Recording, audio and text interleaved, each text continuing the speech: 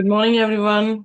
और हम high destiny में आप सभी का स्वागत करते हैं। हम शुक्र करते हैं खुदा का कि खुदा ने हमें ये फिर मौका दिया कि हम खुदा के चरणों में आकर उसके कलाम को जो है वो पढ़ सकते हैं, समझ सकते हैं और जान सकते हैं। हम जो है वो गिनती की पुस्तक को पढ़ रहे हैं और गिनती की पुस्तक उसके पहले और दूसरे अध्याय में हमने देखा परमेश्वर ने जो है वो किस तरह से उनमें जो है एक ऑर्डर दिया कि वो अपनी किस डायरेक्शन में अपने तंबू जो है वो गाड़ेंगे। उनके तंबू जो है, उनके झंडे जो हैं उनके साथ साथ चलते हैं। और फिर ये भी ऑर्डर दिया कि किस तरह से उन्हें मार्च करना है, कौन सी चीज पहले चलेगी और कौन सी चीज जो है सबसे आखिरी होगी। हमने देखा यहूदा जो है वो पहले आ, मार्च करता है, उसके बाद रूबेन और उसके बाद इफ्राइम, और अंत में जो है वो डैन का घराना जो है वो मार्च करता है।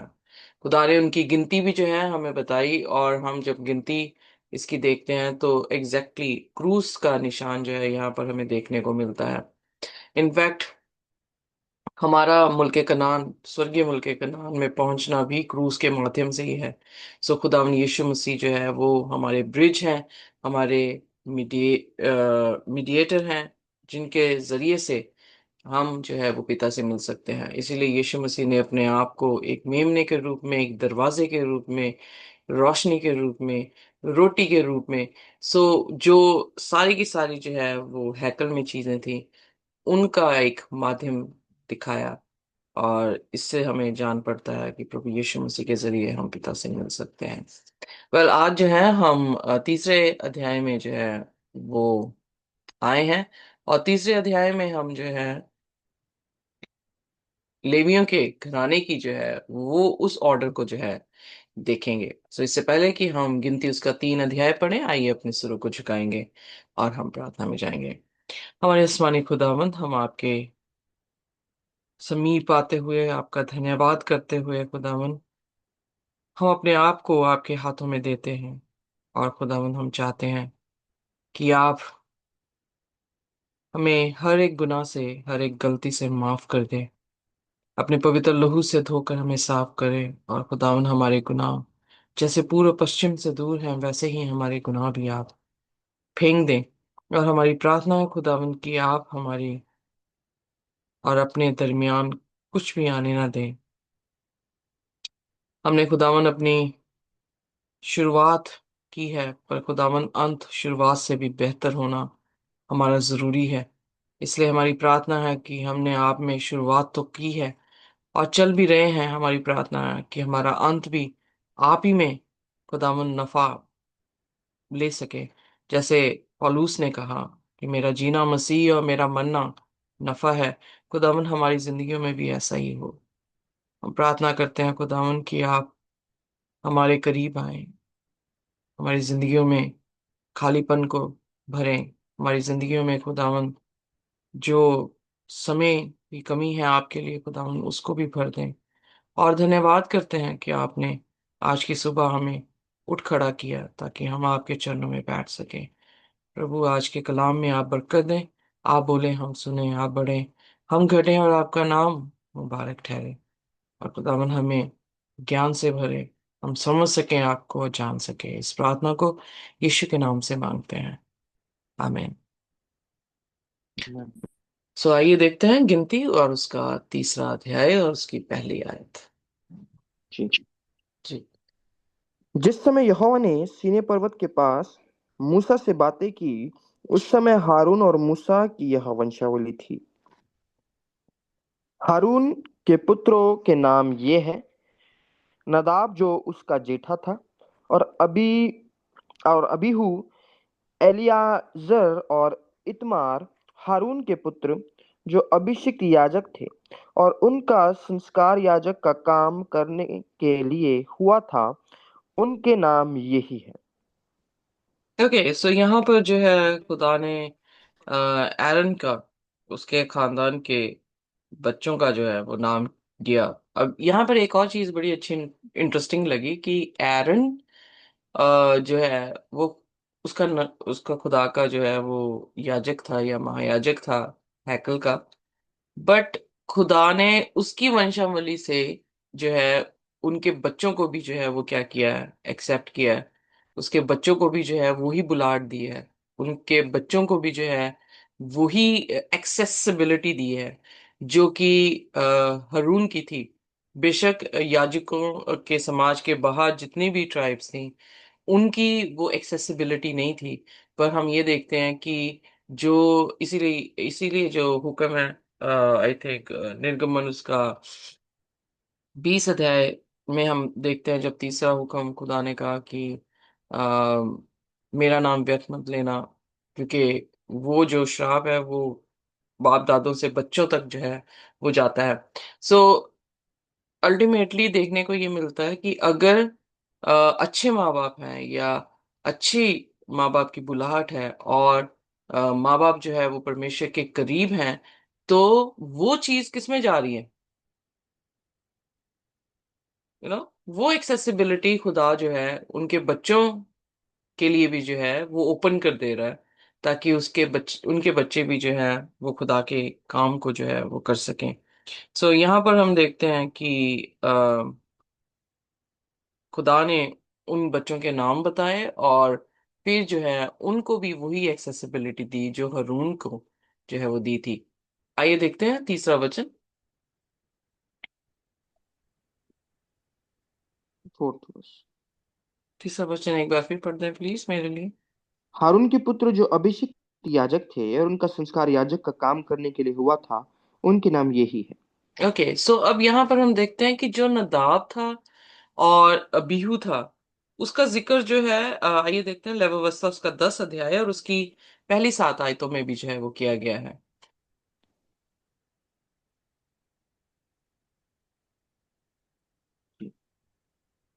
तब नदाब और अबीहू तब नदाब और अबीहू नामक हारून के दो पुत्र ने अपना अपना धूपदान लिया और उनमें आग भरी और उसमें धूप डालकर उस ऊपरी आग की जिसकी आज्ञा यहोवा ने नहीं दी थी, यहोवा के सम्मुख आरती दी। हम्म। तब यहोवा के सम्मुख से आग निकलकर उन दोनों को भस्म कर दिया और वे यहोवा के सामने मर गए। ओके, सो यहाँ पर जो आ, नदाब है और अबीहू है उसका जिक्र लेवाव्यवस्था में कर दिया गया कि उन्होंने, अगर आप इसके बारे में ज्यादा जानना चाहते हैं कि वो धूप क्या थी और स्ट्रेंज फायर क्या उन्होंने जलाई है, तो आप हायर डेस्टिनी में जो है इस चैप्टर को जो है वो देख सकते हैं। बट दूसरे शब्दों में उन्होंने खुदा की आज्ञा के अनुसार खुदा के घर में जो है जो फायर थी वो स्ट्रेंज फायर थी, यानी वो खुदा के हुक्म के अनुसार इंग्रेडिएंट्स नहीं डाले गए थे, तो उनको जो है वहीं पर मार दिया गया। सो अब हमारे पास कौन बचे हैं? एलियाजर है और इतमार है। सो ये दो बेटों को, क्योंकि जब वो मरे हैं तो खुदा ने हारून से कहा कि तूने इस बारे में रोना भी नहीं है, और फिर उसके बाद खुदा ने उसके बचे हुए बच्चे जो थे एलियाजर और इतमार, उसको जो है याजकों के लिए अभिषिक्त किया। सो ये हारून के पुत्र हैं जो अभिषिक्त याजक थे और उनका संस्कार याजक का काम करने के लिए हुआ था। उनके नाम यही हैं। सो इसका मतलब जो हारून है, हारून का अभिषेक किया गया, और हम जानते हैं कि किस तरह से अभिषेक हुआ कि तेल जो उनके ऊपर जो है वो उंडेला गया और कानों से और पाँव की टो तक, उंगलियों तक जो है वो तेल बहता गया। सो तेल जो है वो बाइबल में पवित्र आत्मा को दिखाया जाता है। सो इसलिए पवित्र आत्मा का अभिषेक जो है इन लोगों के ऊपर हुआ। पर अगर खुदा की आत्मा हमारे पर है और हम खुदा को फिर भी लाइटली लेते हैं, तो जैसे अबीहू और नदाब का हश्र हुआ, वैसे जो है उन सभी का और हम सब का जो है वो हश्र हो सकता है अगर हम खुदा के साथ सीरियसली जो है अपनी वॉक नहीं करते हैं। सो इसलिए यहाँ से हमें ये इम्प्लीकेशन या लेसन मिलता है कि खुदा ने अ, पतरस की पत्री के अनुसार हम सभी याजकों का समाज है।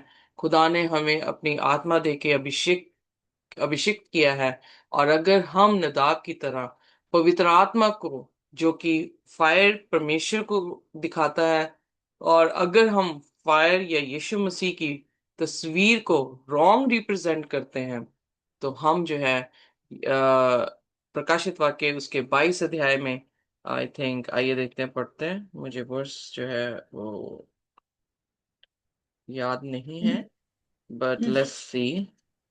22 अध्याय, उसकी 18th और 19th वर्स। सो जब हम इन आयतों को पढ़ते हैं तो हम देखते हैं कि जो कोई भी प्रोफेसी की इस पुस्तक से निकालता है या अपनी तरफ से डालता है, उनका नाम जो है वो जीवन की पुस्तक में नहीं लिखा जाएगा। सो इसलिए यकीनन है कि जब हम प्रभु यीशु मसीह को रिप्रेजेंट करते हैं तो हम बिल्कुल सही जो है खुदा की तस्वीर को लोगों के बीच में दें, ताकि किसी भी तरह से हम ना इसमें शामिल करें और ना इसमें से निकालें, जैसे कि नदाब और यहूँ ने किया, और जिसका उनको परिणाम भी जो है वो अच्छा नहीं देखने को मिला। सो आइए देखते हैं चौथा वचन। जी। हाँ। नदाब और अबीहू जिस समय सीने के जंगल में यहोवा के सम्मुख ऊपरी आग ले गए, उसी समय यहोवा के सामने मर गए थे, और वे पुत्रहीन भी थे। एलियाजर और इत्मार अपने पिता हारून के सामने याजक का काम करते रहे। सो खुदा का शुक्र है कि अगर दो बच्चे, सो यहाँ पर भी मैं देखती हूँ कि 50-50 का जो है परसेंटेज है, कि हरून के 50% जो है वो बच्चों बच्चों ने मूर्खता की, और 50% यानी दो ने जो है वो खुदा की सेवा की। जैसे कि हम 10 कुआरियों में भी 50-50 का जो है कॉम्बिनेशन देखते हैं, कि 5 कुआरियां थी, वो मूर्ख थी, और दूसरी 5 जो है वो समझदार जो है वो देखने को मिली। सो फिर उसके बाद 5वां वचन।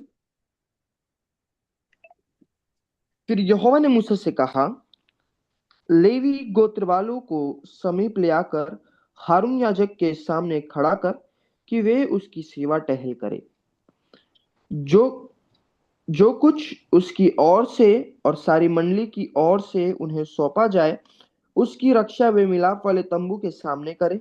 इस प्रकार वे तंबू की सेवा करे। सो लेवियों में से हारून जो था, वो उसकी कॉलिंग जो थी वो स्पेशल थी। वो महायाजक के तौर से काम कर रहा था, और बाकी जो लेवी थे वो याजक की तौर से काम कर रहे थे। महायाजक जो था, हम ऑलरेडी देख चुके हैं जब हम लेव अवस्था उसका 16 अध्याय पढ़ रहे थे। तो महायाजक जो था वो मोस्ट होली प्लेस में जा सकता था, बट याजक जो थे वो होली प्लेस तक जो है उनकी एक्सेसिबिलिटी थी। इसीलिए पौलुस जो है प्रभु यीशु मसीह को याजक नहीं बल्कि महायाजक करके जो है वो सिग्निफाई कर रहा है, जिसका अर्थ ये है कि जैसे इस तंबू में महायाजक हारून या उसका सिर्फ परिवार ही जो है वो मोस्ट होली प्लेस में जा सकते थे, उसी तरह से प्रभु यीशु मसीह ही ऐसे इंसानों में से खुदा है जो कि क्या हुए, बाप के दाहिने जाकर बैठे हैं। सो इसलिए उनकी जो प्रेजेंटेशन थी, जो वो डिस्प्ले कर रहे थे, एक तरह से उस टाइम पे ये उनकी बाइबल थी।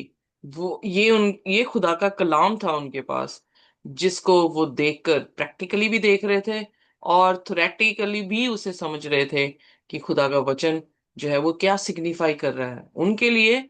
ये सारी चीजें सिग्निफाई यीशु मसीह के आने वाले टाइम को जो है वो कर रही थी। तो अभी हमारे को जो भी चीजें हमारे पास पहुंची हैं वो सिग्निफाई क्या कर रही हैं, यीशु मसीह की पहली आमद को और यीशु मसीह की दूसरी आमद को। सो अब लेवियों के गोत्र को सामने लेकर जाने के खड़ा करने को और खुदा की सेवा टहल करने के लिए जो है वो कहा गया, और उन्हें जो है मिलाप वाले तंबू के सामने अ, आने को जो है वो कहा गया। और उस पढ़ते हैं अगली अगली आयत में। वे मिलाप वाले तंबू के कुल सामान की और इस्राएलियों की सौंपी हुई वस्तुओं की भी रक्षा करे। इस प्रकार वे तंबू की सेवा करे। सो उनका काम था कि वो तंबू के कार्य में, मिनिस्ट्री में, तंबू के आर्टिकल्स को संभालने में जो है, और तंबू के बीच में वो 7 दीवटों में 24 घंटे जो है वो आग जलते रहने का, और एवरी वीक जो है वो रोटी का, every week, I am sorry, I forgot, is it every week or every day, I check it out and then, क्योंकि हमने ये पढ़ा था। सो रोटी का भी जो है वहां पर 12 रोटियां रखनी जो थी वो जरूरी थी। सो इसलिए ये सारा काम जो था, लेवियों का काम था। वही सिर्फ खुदा के घर की जो है वो देख रेख करने के लिए बुलाए गए थे। ओके, अगली आयत पढ़ते हैं।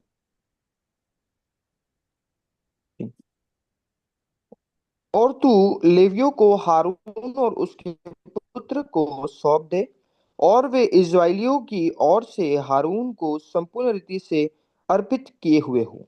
ओके, सो यानी अब यहाँ पर भी चेन ऑफ कमांड है कि अगर लेवी खुदा ने चुने हैं, उनके ऊपर किसको रखा है? महायाजक को रखा है, यानी हारून के परिवार को रखा है। और हारून के ऊपर कौन है?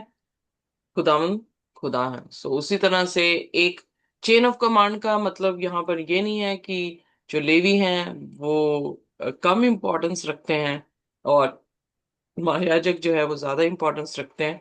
बट चेन ऑफ कमांड का अर्थ ये है कि everybody has a part two play, ताकि शो जो है वो रन किया जाए। सो फॉर एग्जांपल, अगर एक ड्रामा हम प्ले करते हैं तो उसमें हीरो और हीरोइन जो है वो होती हैं, बट जो उसके एसोसिएट करेक्टर्स होते हैं वो भी उतने ही जरूरी होते हैं, क्योंकि वो ही करेक्टर्स क्या कर रहे हैं? मेन करेक्टर्स को उभार के लेकर आ रहे हैं। सो इसलिए every one has its own importance. So जो भी काम, इसीलिए प्रभु यीशु मसीह ने कहा, जो भी तुम्हें, जो कोई भी अब दिए हुए काम में वफादार है उसको और दिया जाएगा।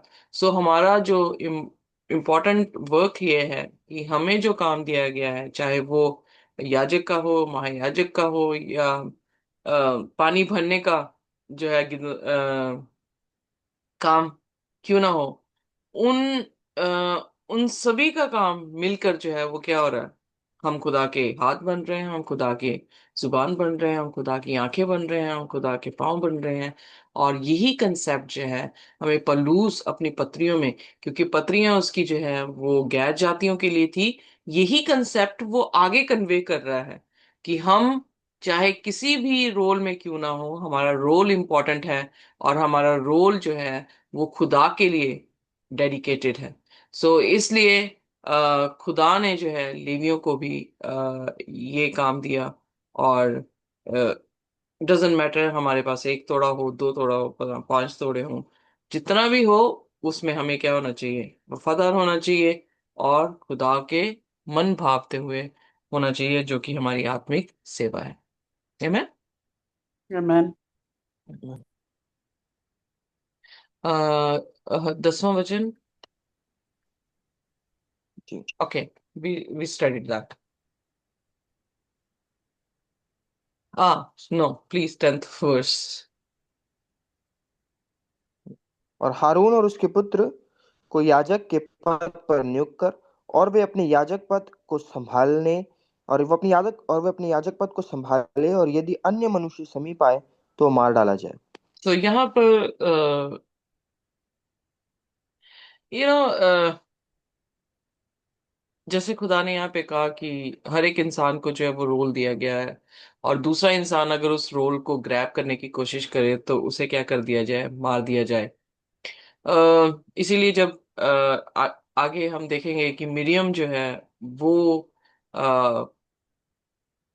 मूसा के विरोध में बोल रही है, या कोहात का परिवार जो है मूसा के विरोध में बात कर रहा है, क्योंकि वो भी जो है अ, इसी तरह से स्ट्रॉन्ग इन्फ्लुएंसर थे। तो खुदा ने जो है उनकी दशा यही की कि उनको जो है पनिश किया गया। इसीलिए पौलुस कह रहा है कि अगर आंख ये कहे कि मैं कान क्यों नहीं, तो आंख कौन बनेगा? कौन देखेगा? सो इन अदर सेंस, हमें compete करने की जरूरत नहीं होती किसी के साथ भी, कि हम जो है इस इंसान से जो है वो बढ़ के हो जाएं, हमारे पास लोग इस इंसान से जो है वो ज्यादा हो जाएं, हमारा नाम जो है इस इंसान से जो है वो ज्यादा हो जाए। क्योंकि खुदा ने एक स्पेसिफिक मिनिस्ट्री जो है हर एक इंसान को दी है, कि वो खुदा का कलाम जो है वो सुनाए। मिनिस्ट्री हमें मिल गई है, वी ऑल आर याजकों का परिवार, ठीक है। बट उस मिनिस्ट्री में हमारी वफादारी जो है वो मैटर करती है। आइए देखते हैं सबोपदेशक उसका 7 अध्याय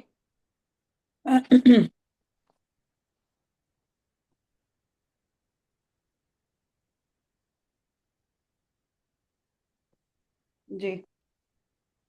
और उसकी 8 आयत शायद। हाँ जी, 8 आयत। किसी काम के आरंभ के उसका अंत उत्तम है, और धीरजवंत पुरुष गर्वी से उत्तम है। गर्व से, या सो प्राउड से उत्तम है। यहाँ पर जो सुलेमान है, बहुत ही प्यारी चीज लिखते हैं कि हमारी शुरुआत प्रभु यीशु मसीह में कैसी है वो इतना ज्यादा मैटर नहीं करता, जितना मैटर करता है कि हमारा अंत यीशु मसीह के साथ जो है वो कैसे हो रहा है। बुलाए तो बहुत गए हैं पर चुने हुए कम हैं। बुलाना जो है एक बिगनिंग है कि यू हैव बीन कॉल्ड, पर उस सफर में वफादारी से चलना और आपका अंत तक खुदा के साथ वफादार रहना, इसी चीज को बार बार जो है वो प्रकाशित वाक्य साथ कलीसियाओं को कह रहा है कि जो जय पाए, जो वफादार रहे, अंत तक पकड़े रहना। So that gives impression, that gives an impression कि हमारा जो है अंत राइट होना चाहिए। जब तक हम रेस दौड़ते हैं, रेस की आखिरी लाइन को जो है हमें छूना पड़ता है, तब हम जो है वो जीत सकते हैं। ऐसे नहीं कि मैं शुरुआत में बड़ी तेज से भागी हूं तो मैंने भाग के दिखा दिया और उसके बाद कहा कि ठीक है जी, अब मैं थोड़ा सा आराम करती हूँ। सो हमारा भी जो जर्नी है खुदा के साथ एक तरह से रेस की तरह है। हम बड़ी तेज से भाग रहे हैं, अचानक से डिस्ट्रक्शंस आ रही हैं और हम डिस्ट्रक्शंस की तरफ अपनी अटेंशन देना शुरू करते हैं। हम अपनी रेस को जो है वो स्लो डाउन कर देते हैं, और फिर उसके बाद थोड़ी देर बाद फिर हमारी असली जिंदगी में ऐसे ही हो रहा है। फिर हम जो है ओ नहीं, फिर हम भागते हैं। सो द थिंग इज, हम क्या कर रहे हैं और एंड में हम पहुंच पाएंगे कि नहीं पहुंच पाएंगे, वो जो है वो मैटर करता है। सो इसलिए ना हमें जरूरत है किसी के साथ अपनी कंपटीशन की स्पिरिट को लेकर आने की, क्योंकि खुदा ने अगर मुझे आंख बनाया है तो मुझे कान नहीं बनना है। अगर खुदा ने मुझे कान बनाया है तो मुझे पाँव बनने की जरूरत नहीं है। Every one has its own importance, वो अपने काम को खुद करे। पर अगर कोई दूसरे के काम को ग्रैब करने की कोशिश करे, और ग्रैब करने का मतलब कि लाइक आप, कई बार मैं देखती हूँ कि पास्टर्स जो हैं वो दूसरी कलीसिया से उठा उठा के लोगों को अपनी कलीसिया में लेकर आ रहे हैं। कंपटीशन इतना है कि वहां से लोग, बसें जो है वो सप्लाई की जाती हैं कि दूसरे चर्चों से उठा उठा के लोग जो है वो अपने तंबू के नीचे जो है वो लेकर आए।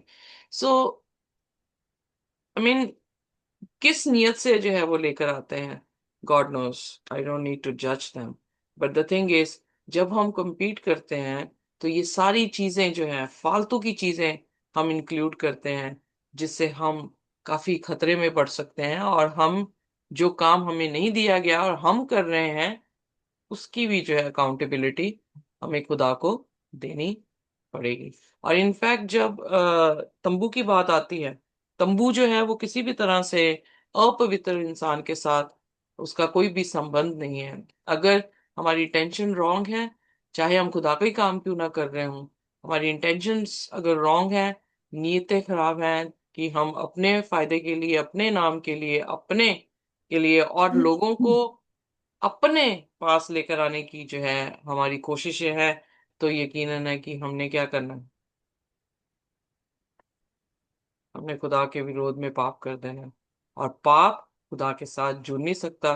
पाप की मजदूरी जो है वो मौत है। सो अल्टीमेटली जो कोई भी रून के घराने की जो है सेवा को लेना चाहेगा अपवित्रताई के साथ, वो क्या होगा, मार दिया जाएगा। Amen? आमेन। सो यहीं पे खत्म करते हैं, और कल जो है हम 11वें वचन से जो है इसको और आगे देखेंगे कि आगे परमेश्वर ने जो है वो क्या कहा है। तो इससे पहले आ, हम चाहते हैं कि हम अपने सिरों को झुकाएं, परमेश्वर का धन्यवाद करें और उससे यही सीखें और खुदा से यही मांगे कि खुदा हमें भी ऐसी ही आत्मा दे कि जो तूने हमें फर्ज दिए हैं करने को, चाहे वो एक माँ के रूप में हो, चाहे बाप के रूप में हो, चाहे भाई के रूप में हो, चाहे बहन के रूप में हो, किसी भी रूप में मैटर करता है। जब हम कई बार ऐसा होता है कि मिनिस्ट्री करने लगते हैं तो फैमिली जो है वो छूट जाती है, वो फर्ज छूट जाता है जो मेरे घर से शुरू होता है। तो इसलिए जो घर के फर्ज हैं पहले उनको निभाएं, जब वो निभ जाए तो उसके बाद, इसीलिए like save yourself then save others. So हमारा उल्टा चलता है, हम लोगों को बचाने निकलते हैं, हमारा परिवार नहीं बचा होता, हम खुद नहीं बचे होते। सो वो टोटली जो है डिस्ट्रक्शन की तरफ जो है वो जा रहा है। पर जब हम बचे हैं, हमारा परिवार बचा है, और फिर दूसरों को बचाते हैं, तो वो कंस्ट्रक्टिव वे में जो है हम काम कर रहे हैं। सो किसी भी तरह से हम भरमाए ना जाएं, किसी तरह से शैतान के बहकावे में ना आए। जो खुदा ने आपको काम दिया है, as a student, as a housewife, as a worker, whatever, be faithful what God has given you. And if, अगर खुदा ने चाहा, खुदा उस टेंट को बढ़ा भी सकता है। बट हम अगर तैयार नहीं है, अगर हमारे में वफादारी नहीं है, तो वो हमारे लिए डेंजरस ग्राउंड जो है वो हो सकता है। फॉर एग्जाम्पल, अगर बाई चांस मैं अपनी टेम्पटेशंस पर काबू नहीं कर सकती हूँ और मैं लोगों के सामने ज्यादा एक्सपोज हो जाती हूँ, तो मैं हैंडल नहीं कर पाऊंगी। सो इट इज बेटर कि मैं थोड़े लोगों में रहूं और अपने आप को मेंटेन रख सकूं। Am I clear? Does it make sense? या राइट? यस। और हम खुद टेम्पटेशन को बुलाते हैं जब ये सोचते हैं कि नहीं, बहुत सारे लोग हमारे बीच में होने चाहिए, और हम प्रिपेयर नहीं होते अपनी टेम्पटेशंस को कंट्रोल करने में। सेल्फ कंट्रोल हमारे में नहीं होता, जिसके कारण क्या होता है, जब लोगों के बीच में हम जाते हैं तो हम फिसल जाते हैं।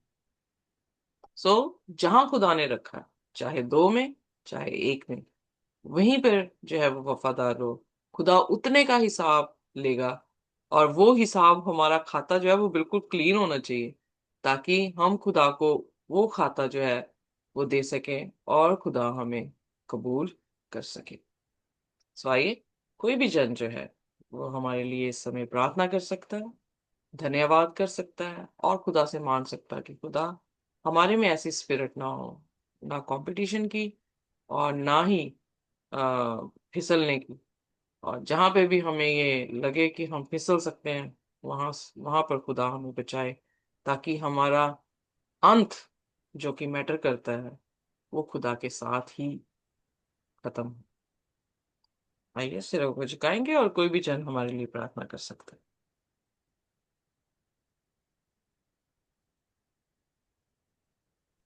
आइए हम प्रार्थना करें। समस्त के खुदाबंद, आपकी महिमा हो और आपके नाम को जलाल देते हैं। धन्यवाद जीवी जिंदा खुदा, हम आपके शुक्रगुजार हैं, आपका धन्यवाद देते हैं। आज का इस नए दिन को आपने हमारे जीवन में दिखाया, हम वापस आज इस बाइबल स्टडी में जुड़ पाए, और आप हमारे रहनुमाई करते हैं खुदाबंद, आपकी महिमा हो। फिर दोबारा आपका धन्यवाद देते हैं आपके इस अच्छे भले पाक साफ कलाम के लिए, जो हमें हर दिन तंदुरुस्त और मजबूत करता चला जाता है। यीशु मसीह, आप में आपके वचन के द्वारा दृढ़ करते जाते हैं। आपको हम जलाल देते हैं।